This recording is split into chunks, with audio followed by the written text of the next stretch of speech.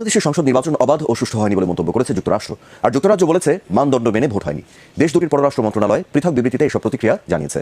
মার্কিন পররাষ্ট্র মন্ত্রণালয়ের মুখপাত্র ম্যাথিউ মিলারের বিবৃতিতে বলা হয়, যুক্তরাষ্ট্র লক্ষ্য করেছে আওয়ামী লীগ সংখ্যাগরিষ্ঠ আসনে জয়লাভ করেছে। বাংলাদেশে নির্বাচন অবাধ ও সুষ্ঠু হয়নি এক বিবৃতিতে এ দাবি করেছেন যুক্তরাষ্ট্রের পররাষ্ট্র মন্ত্রণালয়ের মুখপাত্র ম্যাথিউ মিলার। সব দল নির্বাচনে অংশ না নেওয়ায় হতাশ দেশটি। বিবৃতিতে বিরোধী নেতাদের গ্রেফতার এবং নির্বাচনের দিন বিভিন্ন অনিয়মের দাবি নিয়ে উদ্বেগ প্রকাশ করেন ম্যাথিউ। আর সেই সাথে সরকারকে সাম্প্রতিক সময়ে ঘটে যাওয়া সহিংসতার বিশ্বাসযোগ্য তদন্তের আহ্বান জানান এই কূটনীতিক। বিবৃতিতে আরও বলা হয়, ইন্দো প্রশান্ত মহাসাগরীয় অঞ্চলকে অবাধ ও মুক্ত রাখতে বাংলাদেশকে অংশীদার হিসেবে চায় ওয়াশিংটন।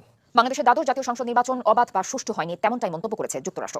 দেশটির পররাষ্ট্র দপ্তর সোমবার এক বিবৃতিতে এই প্রতিক্রিয়া জানিয়েছে। বিবৃতিতে যুক্তরাষ্ট্র বাংলাদেশের বিরোধী দলের হাজার হাজার সদস্যকে গ্রেফতার এবং নির্বাচনের দিন অনিয়মের খবরে উদ্বেগ প্রকাশ করে বলা হয়েছে, নির্বাচনের সব দল অংশগ্রহণ না করায় যুক্তরাষ্ট্র হতাশ। নির্বাচনকালীন সময়ে এবং এর আগের মাসগুলোতে যেসব সহিংসতার ঘটনা ঘটেছে তার নিন্দা জানিয়েছে যুক্তরাষ্ট্র। এসব সহিংসতার গ্রহণযোগ্য তদন্ত এবং দায়ীদের জবাবদিহির আওতায় আনতে বাংলাদেশ সরকারের প্রতি আহ্বান জানিয়েছে দেশটি। সব দলের প্রতি সহিংসতা পরিহার করারও আহ্বান জানিয়েছে ওয়াশিংটন।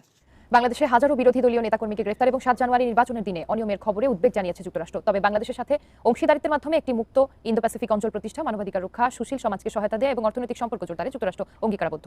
নির্বাচনে আওয়ামী লীগ জয়লাভ করার বিষয়টি উল্লেখ করে মার্কিন পররাষ্ট্র দপ্তর সোমবার এক বিবৃতিতে জানায়, নির্বাচন অবাধ ও সুষ্ঠু হয়নি বলে অন্যান্য পর্যবেক্ষকদের সাথে যুক্তরাষ্ট্র একমত। পাশাপাশি সব রাজনৈতিক দল নির্বাচনে অংশ না নেওয়ার বিষয়টি দুঃখজনক বলে আখ্যা দিয়েছে যুক্তরাষ্ট্র।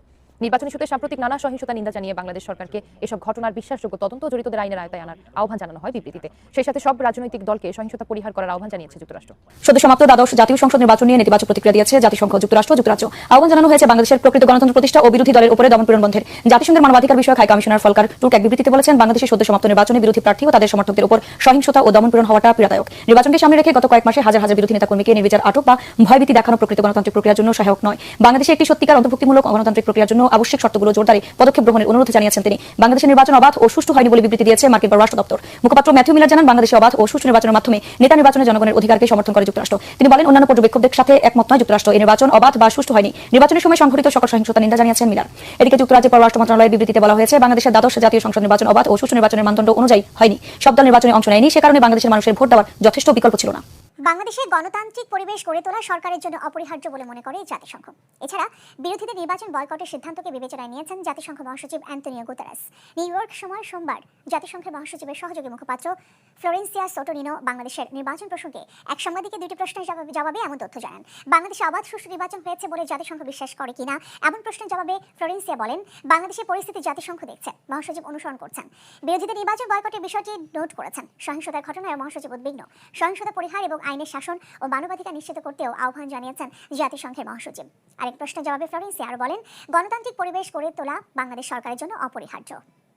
As I said to James, what we're really asking is that the government continues. That the government, sorry, not continues, but that it is essential that they foster an environment that of democracy there, respect and reject all forms of violence. সুপ্রিয় দর্শক শ্রোতা, ইতিমধ্যেই ভিডিওর শুরুতেই সংবাদ শিরোনামগুলো দেখতে পারলেন। মূল ভিডিওটি গোপন তথ্যগুলা একটু পরে রয়েছে, অবশ্যই ধৈর্য ধরে সম্পূর্ণ ভিডিওটি দেখবেন, কেননা আজকের ভিডিওটি অত্যন্ত গুরুত্বপূর্ণ হতে যাচ্ছে। বাংলাদেশের নির্বাচন নিয়ে কি তামাশা চলছে, বাংলাদেশের নির্বাচন কেমন হয়েছে, বিদেশিরা মানে যুক্তরাষ্ট্র সহ এই নির্বাচনটি কোন চোখে দেখছে, সম্পূর্ণ তথ্যগুলো জানতে হলে অবশ্যই পুরো ভিডিওটি দেখার সবার প্রতি একটি অনুরোধ থাকবে। সুপ্রিয় দর্শক, ইতিমধ্যে আপনার ভিডিও থাম্বনেল কিংবা টাইটেল দেখেছেন যে আমরা কোন বিষয় নিয়ে আজকে আপনার সাথে কথা বলতে এসেছি। দর্শক শ্রোতা, অবশ্যই সঠিক টাইটেলটি, সঠিক থাম্বনেলটি দেখে আপনার ভিডিওটি ক্লিক করেছেন। আমরা সেই ভিডিওটি প্রমাণ সহকারে দেখাবো, কেননা অনেকে বলেন যে আমরা বেশি কথা বলি কিন্তু ভিডিও ফুটেজ প্রমাণ সহকারে দেখাই কম। আজকের জন্য সেই ভিডিওটি প্রমাণ সহকারে রয়েছে, অবশ্যই না টেনে সম্পূর্ণ ভিডিওটি দেখবেন। আপনি যদি একজন রাজনীতিবিদ হয়ে থাকেন কিংবা নিউজকে ভালোবেসে থাকেন, আমরা সেই ভিডিওতে চলে যাব। সেই ভিডিওতে যাওয়ার আগে সবার প্রতি ছোট্ট একটি রিকোয়েস্ট থাকবে, আপনি যদি আমাদের এই চ্যানেলে নতুন ভিউয়ার্স হয়ে থাকেন, প্রতিদিন সবার আগে আপডেট নিউজগুলো পেতে আমাদের এই চ্যানেলটি সাবস্ক্রাইব করে রাখুন ও কষ্ট করে ভিডিওটি একটু শেয়ার করে দিন। একটি লাইক দিয়ে দেখতে থাকুন সম্পূর্ণ ভিডিওটি। বিসমিল্লাহির রহমানির রহিম। প্রিয় দেশবাসী, ভাই ও বোনেরা, আসসালামু আলাইকুম। আমি প্রথমেই আপনাদেরকে জানাই আন্তরিক শুভেচ্ছা, জানাই ধন্যবাদ, জানাই বিরচিত অভিনন্দন। কারণ দেশবাসী, আপনারা 7ই জানুয়ারির দামি নির্বাচন স্বতঃস্ফূর্তভাবে প্রত্যাখ্যান করেছেন। আপনারা এই ফ্যাসিবাদী সরকারের সাজানো পাতানো ভাগবাটোয়ার নির্বাচন সম্পূর্ণভাবে বর্জন করেছেন। আপনারা এই অবৈধ সরকারের বিরুদ্ধে অসহযোগ কর্মসূচি সফল করেছেন। আপনারা 7ই জানুয়ারি সারা দেশে সর্বাত্মক হরতাল কর্মসূচি সফল করেছেন। বিএনপি সহ গণতন্ত্রের পক্ষের 63টি রাজনৈতিক দলের পক্ষ থেকে আপনাদেরকে আমি আবারও জানাই শুভেচ্ছা, আবারও জানাই অভিনন্দন। প্রিয় দেশবাসী, দেশে গণতন্ত্র, মানবাধিকার, ভোটের অধিকার প্রতিষ্ঠার দীর্ঘ আন্দোলন সংগ্রামে যারা আত্মত্যাগ করেছেন, যারা হতাহত হয়েছেন, মহান আল্লাহর দরবারে তাদের মাগফিরাত কামনা করছি। তাদের শোক সন্তপ্ত পরিবারের প্রতি শোক এবং সমবেদনা জ্ঞাপন করছি। যারা ফ্যাসিবাদী সরকারের জেল, জুলুম, নির্যাতন, নিপীড়নের শিকার, আপনাদের সাহসী সংগ্রাম এবং ত্যাগের কারণেই বন্দুকের জোরে রাষ্ট্র ক্ষমতা দখল করে রাখার পরও ফ্যাসিবাদী সরকার এখন সম্পূর্ণভাবে জনবিচ্ছিন্ন।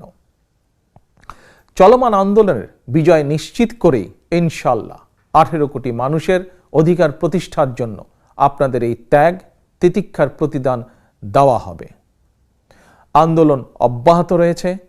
চূড়ান্ত বিজয় অর্জিত না হওয়া পর্যন্ত জনগণের এই আন্দোলন অব্যাহত থাকবে ইনশাল্লাহ। স্বাধীনতা প্রিয়, গণতান্ত্রিকামী প্রিয় দেশবাসী, 7ই জানুয়ারির নির্বাচন শান্তিপূর্ণ নাকি জালিয়াতিপূর্ণ, এসব নিয়ে গণতান্ত্রিকামী জনগণের কোনোই মাথা ব্যথা নেই। কারণ 7ই জানুয়ারি প্রকৃত অর্থে কোনো নির্বাচনই ছিল না, বরং 7ই জানুয়ারি ছিল রাষ্ট্রের জনগণের 3,000 কোটি টাকা তছরুফ করে জাতীয় নির্বাচনের নামে অভিশপ্ত একদলীয় বাকশালের জাতীয় কাউন্সিল। আপনারা জাতীয় গণমাধ্যম এবং সোশ্যাল মিডিয়ায় দেখেছেন আওয়ামী লীগের নিজেরাই এখন নিজেদের একজন অপরজনের বিরুদ্ধে ভোট ডাকাতি, ভোট জালিয়াতি এবং নজিরবিহীন সন্ত্রাসের অভিযোগ তুলছে। আওয়ামী লীগের যাদেরকে এমপি ঘোষণা করা হয়নি, তারাই এখন হাসিনার সন্ত্রাসের মুখোশ উন্মোচন করে দিচ্ছে। বিএনপি এবং গণতন্ত্রের পক্ষের আরও 62টি রাজনৈতিক দল দামি নির্বাচন বর্জন করেছে। তারপরও হাসিনাকে ভোট ডাকাতির আশ্রয় নিতে হয়েছে। ভোট জালিয়াতির সঙ্গে প্রশাসনকে জড়িত করতে হয়েছে। এমনকি ভোট চুরিতে শিশুদেরকেও ব্যবহার করা হয়েছে। প্রিয় দেশবাসী, রাজনৈতিক ইতিহাস দেখলে এটিই প্রমাণিত হয়, ভোট ডাকাতি মনে হয় শেখ হাসিনার বংশগত ঐতিহ্যে পরিণত হয়েছে। ভোট ডাকাত হাসিনা জনগণের ভোট কেড়ে নিয়ে বন্দুকের জোরে রাষ্ট্র ক্ষমতা দখল করে রাখলেও দেশের অধিকাংশ মানুষ ফ্যাসিস্ট হাসিনাকে চূড়ান্তভাবে প্রত্যাখ্যান করেছে।